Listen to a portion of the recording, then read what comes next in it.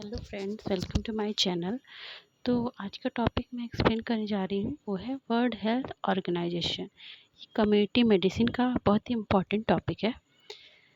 तो world Health organisation क्या है? The World Health Organisation is a specialised non political health agency of the United Nation with headquarters at Geneva. तो ये United nation की एक health agency है जो नॉन पॉलिटिकल है। उसका हेडक्वार्टर कहाँ है? जिनेवा में है। The constitution come in force on 7 April 1948 which is celebrated every year as World Health Day. तो जो ये कॉन्स्टिट्यूशन था ये किस दिन आया? 7 अप्रैल 1948 को। सेम डे ही क्या मनाया जाता है? वर्ल्ड हेल्थ डे मनाया जाता है। उसी दिन ये कॉन्स्टिट्यूशन भी लाया गया। ऑब्जेक्टिव क्या है? The objective of the WHO is the attainment by all peoples of the highest level of health. तो इसका ऑब्जेक्टिव क्या है कि सभी ऑल पीपल्स के हाईएस्ट लेवल ऑफ हेल्थ को अचीव करना। The constitution state health is a state of complete physical, mental and social well-being and not merely the absence of disease or infirmity। तो ये एक हेल्थ की definition है normal कि जो health का स्टेट होता है वो कंप्लीट होना चाहिए, फिजिकल, मेंटल, सोशल वेलबींग। केवल ये नहीं कि डिजीज़ की एब्सेंसी हो तो ही उसको हेल्थ कहा जाए। Health is one of the fundamental right of every human being without distinction of race, religion, political belief, economic and social condition. The health of all people is fundamental to the attainment of peace and security, and it is depend upon the fullest cooperation of the individual and state. Next point है the achievement of any state in the promotion and protection of health is of value to all.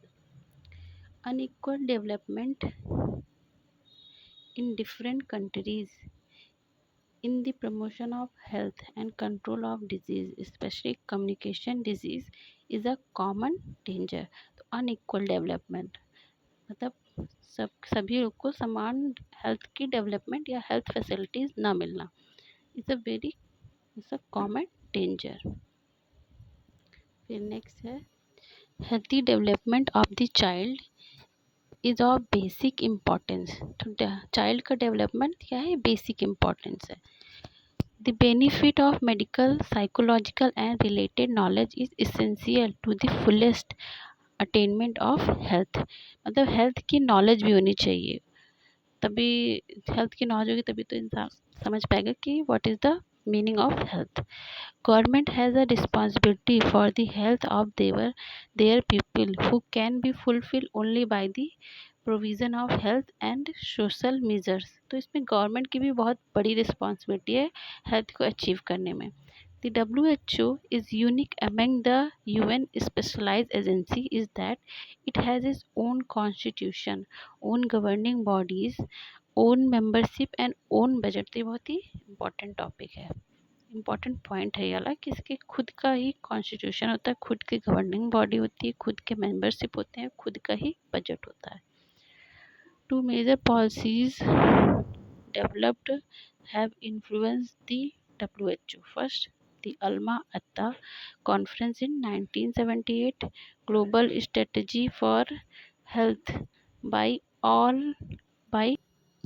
फिर उसके बाद है work of WHO के work क्या है?